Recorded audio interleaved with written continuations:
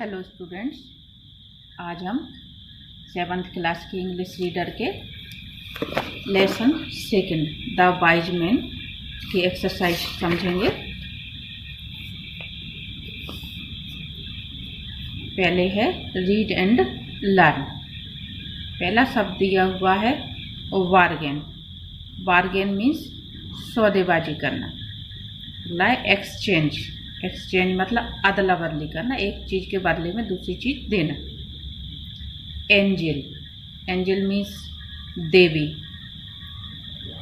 Decide. Decide यानी निश्चय करना। डिलीशियस स्वादिष्ट, खाने पीने की चीज़ों के लिए आता है ये डिलीशियस यानी स्वादिष्ट। फेरी। फेरी यानी परी। अ lot of. A lot of यानी बहुत सारी संख्या या बहुत सारी मात्रा। आ फ्यू। आ फ्यू का मतलब कुछ संख्या। ये सिर्फ संख्यावाचक शब्द के लिए आता है, ये आपका दोनों के लिए आता है, संख्यावाचक और मात्रावाचक। लेकिन आ फ्यू का मतलब कुछ संख्या। कोल्ट, घोड़े के बच्चे को कोल्ट कहते हैं। A hard of cattle. A hard of cattle यानी पशुओं का झुंड। प्रेटी। प्रेटी मीन्स सुंदर। कैटल। कैटल मीन्स पशु। यार्ड। यार्ड मीन्स जैसे अपने यहाँ आंगन होता है उस तरह से यार्ड आंगन। फोडर। फोडर मीन्स चारा, जो जानवर को खिलाते हैं अपन भूसा या घास, तो वो चारा। ले एग। ले एग यानी अंडे देना। क्वेश्चन आंसर बच्चों में आपको अलग से करवाऊंगी। अभी देखें सेकंड नंबर की exercise. Tick the correct answer true और फॉल्स। पहला है भोलास वाइफ वाज आशा। भोला की पत्नी का नाम आशा था। ये आपका फॉल्स है, रॉन्ग सेंटेंस है, तो हम एफ बनाएंगे या फिर यहाँ पे एफ पे हम टिक लगा लेंगे, क्योंकि भोला की पत्नी का नाम शांति होता है, तो ये फॉल्स है। दूसरा, Bhola spent little money for feeding his horse. Bhola घोड़े को खिलाने के लिए थोड़ा पैसा खर्च करता था। ये भी फॉल्स है, इसलिए क्योंकि भोला को पैसा ज़्यादा खर्च करना पड़ रहा था, इसी कारण से उन्होंने घोड़ा बेचने का निश्चय किया था। तो कम पैसा नहीं खर्च करता था, ज़्यादा पैसा खर्च कर रहा था, इसीलिए उसको बेचना पड़ा, तो ये भी फॉल्स मानेंगे हम। अगला, his wife loved to eat mango चटनी।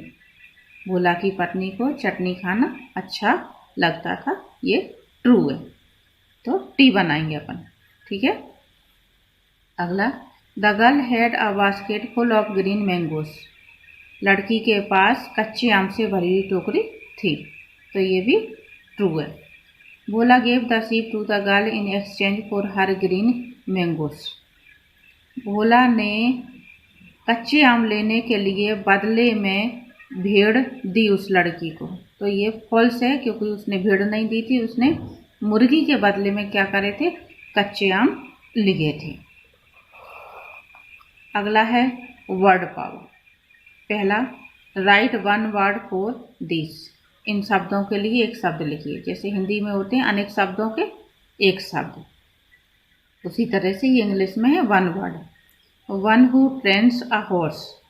वह जो घोड़ों को ट्रेनिंग देता है उसको क्या कहते हैं, तो इसके लिए आएगा आपका हॉर्स ट्रेनर कहते हैं इसको। शुरू में लेसन में आपके आया हुआ है हॉर्स ट्रेनर। अगला, one who looks after sheep. जो भेड़ों की देखभाल करता है उसको क्या कहते हैं, शेफर्ड, गड़रिया। One who rides and controls an elephant. वह जो घोड़े की सवारी करता है और कंट्रोल करता है उसको कहते हैं हम महाउत। ये अभी आपके आगे पाठ में भी आएगा, फोर्थ लेसन में mahout. The person who controls wild animals in a circus. अगर आपने कभी सर्कस देखा हो तो उसमें रिंग मास्टर होता है, जो जंगली जानवरों को कंट्रोल करता है सर्कस में, रिंग मास्टर। आगे है आपकी मैच द 2 कॉलम्स, मैचिंग। यहाँ पे शब्द दिए हुए हैं इस तरफ जो ग्रुप के लिए यूज करे जाते हैं, और यहाँ पे कौन सा शब्द किस ग्रुप के लिए वो शब्द दिए हुए हैं। पहला है a hard of. A hard of सामने ही दिया हुआ है कैटल, यानी पशुओं का जो समूह होता है उसको हम झुंड कहते हैं, तो पशुओं के समूह को अ हार्ड ऑफ कैटल। अगला है अ बंच ऑफ। बंच यानी होता है गुच्छा, तो इसके साथ में आपके दूसरे पेज पर शब्द दिया हुआ है फ्लावर्स, ग्रेप्स और ये स्टोन्स। तो इसमें आएगा अ बंच ऑफ, यहाँ पे ग्रेप्स गुच्छा। जो ग्रेप्स होते हैं वो हमेशा गुच्छे में ही होते हैं, इसलिए अ हीप ऑफ। हीप यानी ढेर, इसके लिए भी आपका यहाँ पे दिया हुआ है स्टोन्स, तो इसमें आएगा स्टोन्स। और अगला अ बुके ऑफ, ये फोर्थ सामने ही दिया हुआ है, इसको बुके कहते हैं, फ्लावर्स फूलों का गुलदस्ता। अगला अ swarm of.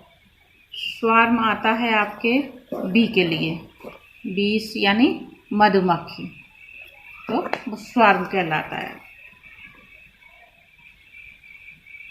An army of. Army किसको कहते हैं? सोल्जर के ग्रुप को क्या कहते हैं? आर्मी। तो ये आएगा इसमें सोल्जर्स, इसीलिए मैंने आपके इसमें नंबर डाल दिए हैं। पहले के साथ में पहला ही आना है, दूसरे के साथ 5वां, तीसरे के साथ 6वां, और इस तरह से आगे नंबर डाले हुए। आप जब कॉपी में लिखेंगे तो आपको करेक्ट शब्द उसके ठीक सामने लिखना है। आगे देखेंगे grammar in use. Combine the pair of sentence given below using who. Who से दो वाक्यों को हमें ज्वाइन करना है, दो सेंटेंस दिए हुए हैं हमको, और हु से इन्होंने एक एग्जाम्पल दिया हुआ है कि कैसे जोड़ा गया है सेंटेंस। पहला दिया है the girl is bearing a red sweater. लड़की रेड स्वेटर पहने हुए, लाल रंग का स्वेटर पहने हुए है। द गर्ल इज सरिता। लड़की सरिता है। अब यहाँ पे किसकी बात हो रही है? द गर्ल की बात हो जा रही है। इसमें भी सब्जेक्ट द गर्ल है, इसमें भी सब्जेक्ट द गर्ल है। अब देखो इसमें क्या करा इन्होंने, the girl who is bearing a red sweater is Sarita. यहाँ पे जो दूसरे वाला सब्जेक्ट आया हुआ है उसको ये समझ लो कि इन्होंने छोड़ दिया। क्या करा, पहले वाले सेंटेंस में सब्जेक्ट के बाद हु लगा दिया और पहला सेंटेंस पूरा का पूरा लिखा, और जहाँ पे पहला सेंटेंस ख़त्म हो रहा है वहाँ पे बचा हुआ दूसरा सेंटेंस रख दिया। यानी सब्जेक्ट को छोड़ करके जो कुछ भी सेंटेंस है वो उन्होंने रख दिया। ठीक है। या फिर हम एक तरह से कहना चाहें तो दूसरी तरीके से ये हो जाता है कि पहले वाले सेंटेंस में सब्जेक्ट की जगह पे हु लगा के यहाँ पे बीच में दूसरे वाले सेंटेंस के बीच में उझेड़ दिया। दोनों बातें एक ही हैं, हु से जोड़ते हैं तो अर्थ निकलता है जो कि, इससे बनता है आपका रिलेटिव क्लॉज या एडजेक्टिव क्लॉज। लेकिन हमें अभी क्लॉज पे और उस डिटेल में नहीं जाना है, हमको सिर्फ ये ध्यान रखना कि कैसे बनाना है। आपको जो भी आसान लगे कि हमने पहले वाले सेंटेंस का सब्जेक्ट छोड़ा, उसकी जगह हु लगाया और उसको उठा के रख दिया दूसरे वाले सब्जेक्ट के बाद, बीच में यहाँ पूरा का पूरा हु लगा के सेंटेंस वैसा का वैसा ही आ जाएगा। जैसे इसमें आ गया who is bearing a red sweater, और उसके बाद हम पहला बचा हुआ सेंटेंस जो दूसरा वाला था इसको रखेंगे, इसका सब्जेक्ट यहाँ का यहीं। या फिर ये समझ लो कि इस सब्जेक्ट में यहाँ पे हु लगा दिया सब्जेक्ट के बाद, पहला सेंटेंस खत्म हुआ तब दूसरा वाला सेंटेंस सब्जेक्ट को छोड़ करके लिख दिया। जो भी आपको समझ में आए। मैं आंसर बता रही हूँ आगे। The boy is bearing a blue cap. The boy is the tallest boy in the class. तो ये हो जाएगा the boy who is bearing a blue cap is the tallest boy in the class. इसमें हम who लगा करके यहाँ पे पूरा का पूरा बोलेंगे। उसी तरह से यहाँ पे आ जाएगा। Seema studies in class 8th। Seema is the most brilliant student of the class. यहाँ पे हमने हु लगाया। सीमा यहाँ पर लिखेंगे ये। इसके बाद Seema who studies in class 8th is the most brilliant student of the class. अगला, John is a good story teller. John is telling an interesting story. John, ये वाला John who is a good story teller is telling an interesting story. इन सभी में हमने who कहाँ लगाया? ये सब्जेक्ट आ रहा था यानी नाउन आ रही थी। यहाँ पे द बॉय नाउन है, द गर्ल नाउन है, सीमा नाउन है, जॉन नाउन। अब अगला थोड़ा सा अलग है। Gurmeet helps the boy is blind. Gurmeet लड़के की मदद करता है, लड़का अंधा है। बात लड़के की हो रही है यानी इस नाउन की हो रही है, गुरमीत वाले नाउन की नहीं हो रही है, द बॉय वाले नाउन की हो रही है। तो ऐसे में हु का प्रयोग हम इस शब्द के बाद ही करेंगे और दूसरा वाला सेंटेंस पीछे आएगा और ये वाला सब्जेक्ट हटा दिया जाएगा। Gurmeet helps the boy who is blind. तो आपको तो सिर्फ ये स्ट्रक्चर ध्यान रखना कि हम इस तरह से वाक्यों को जोड़ेंगे, ज़्यादा डिटेल में अभी समझ में नहीं आएगा। बच्चों, आज हम क्लास 7th की इंग्लिश रीडर के सेकंड लेसन जो मैं आपको समझा चुकी हूँ, द वाइज में, इसके क्वेश्चन आंसर देखेंगे। पहला क्वेश्चन है, why did the horse trainer and his wife decide to sell the horse. जो घोड़े को ट्रेनिंग देने वाला भोला, जिसका नाम होता है भोला, और उसकी पत्नी, इसमें स्टोरी में बताते हैं कि वो दोनों घोड़े को बेचने के लिए तैयार रहते हैं कि वो खाता ज़्यादा है। तो वही क्वेश्चन पूछा जा रहा है, why did the horse trainer and his wife. घोड़ा प्रशिक्षक और उसकी पत्नी घोड़े को क्यों बेचना चाहते हो। By decide to sell the horse, क्यों उन्होंने ये तय करा कि वो घोड़े को बेचेंगे। आंसर है, they decided. The horse trainer and his wife. इन दोनों के जगह पे पूरा शब्द आया हुआ है they. The horse trainer and his wife, उस पूरे के लिए शब्द यूज हुआ दे। डिसाइड का हो गया decided to sell the horse, इतना हमने क्वेश्चन में से लिया है ना, बिकॉज से हम आंसर याद करेंगे। They decided to sell the horse trainer horse because they thought that it ate a lot of fodder like an elephant.